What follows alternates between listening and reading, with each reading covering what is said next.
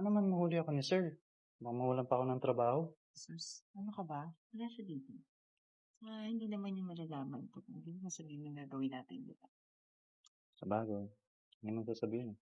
Hindi naman pala eh. Ayaw mo ba ng buko juice? Ang init kaya ngayon. Siyempre gusto. Ayoko. Ayaw mo ba sa akin? Siyempre gusto. Ikaw na yan, ma'am. Ganda mo. Sexy. Tsaka, higit sa lahat, malakas yung appeal. Hindi ko akalain na matitikman ko pala yung ano ko. Kaya hindi mo sabihin. Ang mobile mo. Paano kasi alam mo yung asawa ko? Puro na siyang trabaho. Wala na siyang time sa akin. Baka walang kwenta, di ba? Pero, hindi mo na. Andyan ka. Ano gala naman? Ano babawit? Ako lang.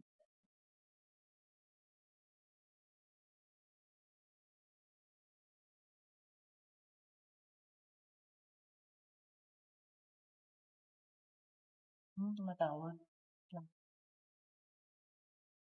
Hi, mahal! Kamusta?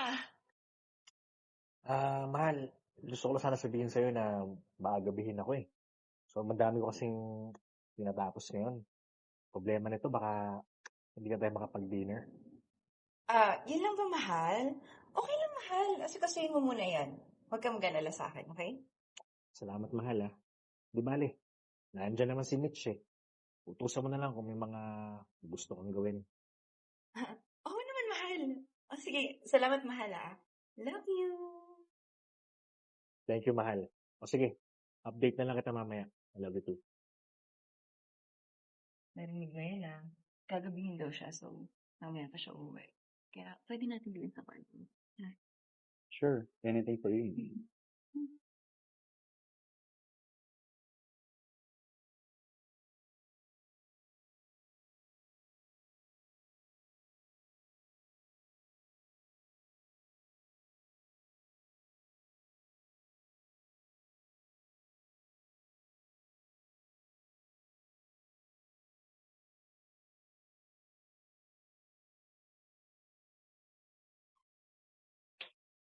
Okay.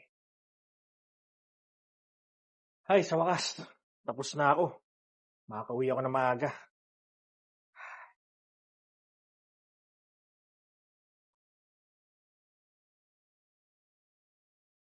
Grabe ka, no? Hindi ko naman alam mas nakakapagod pala dito sa kama kaysa sa ang sulok dito sa bahay. Siyempre, ma'am. Solo na natin tong kama eh. Yari talaga ako kay sir pag nalaman niyang humiga ako dito sa kama niyo. Hindi yan. Hindi nga sabi. Hindi mo malalaman kung hindi mo sasabihin. Wala naman akong pake kung malaman niya. Saka hindi naman niya napupunan lahat ng pleasure ko. Ano yun? Kaya akong bitin. Wala kayang kwenta. So, talaga. Huwag ka na magpaka-stress dyan, ha? Ako na bahala mag-fulfill na itong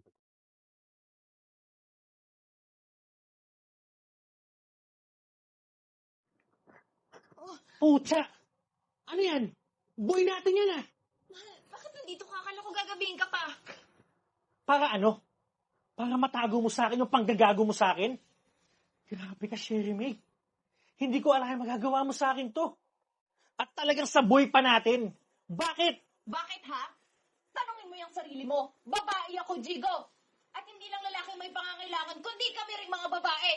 Hindi ko kasalanan kung sa iba ko napunan yung gusto ko, okay? Kasi ikaw, puro ka na lang trabaho. Panindigan mo naman yung pagiging asawa mo. Sherry May, nagtatrabaho ko para sa pamilyang to. Para sa'yo. Pero pucha, ganyan yung nangyari. Kumuha nga ako ng boy para matulungan ka dito eh. Tapos malalaman ko pumatol ka sa kanya. Sa dinami-dami ng lalaki, bakit sa boy pa natin? At ikaw naman kulokoy ka. Tinulungan kita, di ba? Kasi naaawa ako sa'yo. Pero anong ginawa mo? Pinatunayan mo nagkamali ako. Talagang pumatol ka sa amo mo na asawa ko. Pwede ba? Ang OA mo! Oo na nagkamali ako, pero kasalanan mo yan! Pwede ba? Umalis na kayong dalawa sa harapan ko. Talaga, aalis ako. Kami! Wala ka ng kwenta. Kaya iiwan na kita!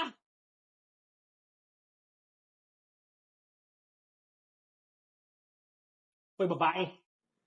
Sana mapagtanto mo balang araw na itong pamilya na pinagpalit mo dyan sa lalaki mo, ang pinakamahalagang bagay sa mundo na kailanman hindi mapagpapalit ang pansamantalang kaligayahan mo.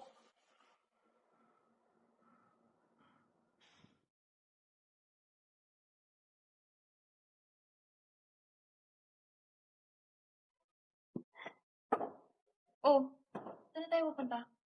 Ha? Ano ka? Bini ka? Bobo ka ba? Kung tayo pupunta, kasi din pinalayas na ako. Wala akong bahay ngayon. Ba't ka tumatawa dyan? Alam mo, ma'am, tingnan mo sabi mo ikaw ang bahala sa akin. Tapos tingnan mo, wala ka rin naman nagawa sa asawa mo eh. Tapos natuluyan pa ako na wala ng trabaho. Oh, ano ngayon? Anong pakialam ko? Panindigan mo ako. Panindigan? Sarili ko nga hindi ko mabuhay eh. Wala na akong obligasyon sa'yo. Tapos na yung maliligayang nangyayari sa atin. Kung ako sa'yo, magbago ka na.